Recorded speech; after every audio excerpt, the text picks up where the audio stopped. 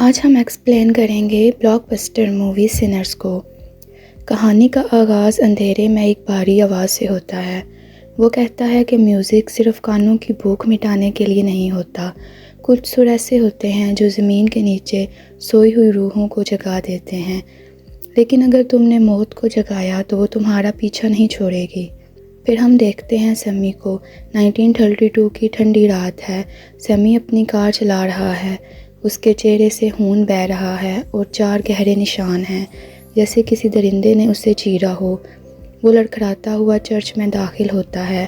اس کا باپ، جو ایک سخت مزاج آدمی ہے، اسے دیکھ کر کہتا ہے، میں نے کہا تھا نا، یہ میوزک شیطان ہے، یہ گٹار چھوڑ دو اور خدا سے معافی مانگو۔ مگر سیمی خاموش ہے اور اپنے ٹوٹے ہوئے گٹار کو دیکھ کر رو رہا ہے۔ اب کہانی ایک دن پیچھے جاتی ہے۔ اسموک اور اسٹیگ، جو دونوں جڑواں بھائی ہیں، شکاگو سے واپس آئے ہیں۔ انہوں نے کچھ گینگسٹرز کا پیسہ چرایا ہے اور ان کا پلان ہے کہ وہ اپنے لوگوں کے لیے ایک نائٹ کلب کھولیں گے۔ وہ ہوگورٹ نام کے ایک گورے سے ایک پرانی لکڑی کی مل خریدتے ہیں۔ اسموک ذرا سخت ہے۔ وہ گاؤں میں ڈر پیدا کرتا ہے تاکہ کوئی ان کے کام میں دخل نہ دے۔ وہیں اینی ہے، اسموک کی بیوی۔ ان دونوں کا ایک بچہ مر چکا ہے، جس کی وجہ سے ان میں دوری ہے۔ اینی جادو کی ماہر ہے اور کہتی ہے کہ اس نے اپنے جادو سے اسموک کو شکاگو میں محفوظ رکھا تھا۔ دور پر ایک گھر میں ریمک نام کا ایک آئرش آدمی بنا لیتا ہے۔ وہ وہاں کے گورے مرد اور عورتوں کو سونا دکھا کر لالچ دیتا ہے، لیکن جیسے ہی سورج ڈلتا ہے، ریمک کا اصلی روپ سامنے آتا ہے۔ وہ کوئی انسان نہیں ہے، بلکہ ایک بھوکا ویمپائر ہے۔ وہ ان دونوں کو مار کر اپنے جیسا بنا دیتا ہے۔ قبائلی لوگ اس کے پیچھے آتے ہیں، لیکن ریمک ان کے ہاتھ نہیں آتا۔ رات کو نائٹ کلب کھلتا ہے۔ سب لوگ جشن منا رہے ہیں۔ سیمی سٹیج پر آتا ہے اور اپنا گٹار بجانا شروع کرتا ہے۔ سیمی کے میوزک میں اتنی طاقت ہے کہ کلب کی دیواریں دھندلی پڑ جاتی ہیں۔ وہاں ہر زمانے کے بلیک میوزیشنز روحوں کی صورت میں ناچنے لگتے ہیں۔ پورا کلب روشنی اور آگ میں جلتا ہوا محسوس ہوتا ہے، لیکن یہ صرف ایک ویژن ہے۔ لیکن اس میوزک کی خوشبو ریمک تک پہنچ جاتی ہے۔ وہ اپنے ساتھیوں کے ساتھ وہاں آتا ہے۔ وہ دکھنے میں میوزیشین لگتے ہیں، لیکن ان کی آنکھیں لال ہیں۔ میری، جو اسٹیگ کی پرانی محبت ہے، ویمپائر سے بات کرنے باہر جاتی ہے۔ ریمک اسے پکڑ لیتا ہے اور کاٹ لیتا ہے۔ میری جب واپس آتی ہے، وہ بدلی ہوئی ہوتی ہے۔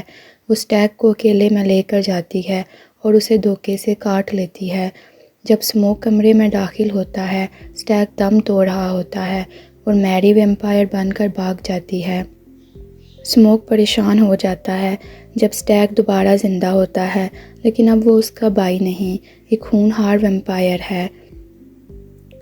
ریمک سامنے آ کر بتاتا ہے کہ ہوگورٹ نے انہیں یہ جگہ اس لیے بیچی تھی تاکہ کچھ گینگ کے لوگ ان سب کو رات کو قتل کر سکیں۔ ریمک کہتا ہے، ویمپائر بن جاؤ، تم ہمیشہ زندہ رہو گے اور کوئی گورا تمہیں نقصان نہیں پہنچا سکے گا۔ اسموک اور اینی فیصلہ کرتے ہیں کہ وہ ویمپائر بننے سے بہتر مرنا پسند کریں گے۔ اینی زخمی ہو جاتی ہے اور اسموک سے کہتی ہے کہ وہ اسے مار دے تاکہ وہ شیطان نہ بنے۔ باہر سیمی اور ریمک کی جنگ ہوتی ہے۔ ریمک سیمی کو مارنا نہیں چاہتا، بلکہ اس کی میوزک کی طاقت کو استعمال کرنا چاہتا ہے۔ وہ سیمی کا چہرہ چیر دیتا ہے، مگر اسموک صحیح وقت پر آ کر ریمک کے دل میں لکڑی کا ڈنڈا گاڑ دیتا ہے۔ سورج نکلتا ہے اور ریمک ساری فوج کے ساتھ جل کر راکھ ہو جاتا ہے۔ اسموک سیمی کو وہاں سے بھگا دیتا ہے۔ اب گینگ کے لوگ ہوگورٹ کے ساتھ وہاں پہنچتے ہیں۔ اسموک ایک ٹومی گن اٹھاتا ہے اور پاگل پن میں ان سب پر گولیاں برسا دیتا ہے۔ وہ گرینیڈز پھینکتا ہے اور پورے علاقے کو جہنم بنا دیتا ہے۔ ہوگورٹ جب آخری سانسیں لے رہا ہوتا ہے، اسموک اسے بتاتا ہے کہ اصلی سنر کون ہے۔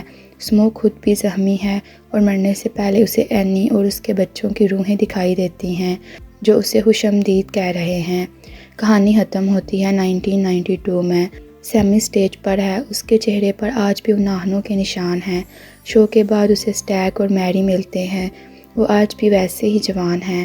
اسٹیگ اپنے بھائی اسموک کو یاد کرتا ہے اور سیمی کے لیے دکھ ظاہر کرتا ہے۔ سمیع ان کے لیے آخری گانا بجاتا ہے اور کہتا ہے کہ اس خوفناک رات نے اسے زندگی بھر کا درد دیا ہے، مگر وہی وہ رات تھی جب وہ سب سے زیادہ آزاد محسوس کر رہا تھا۔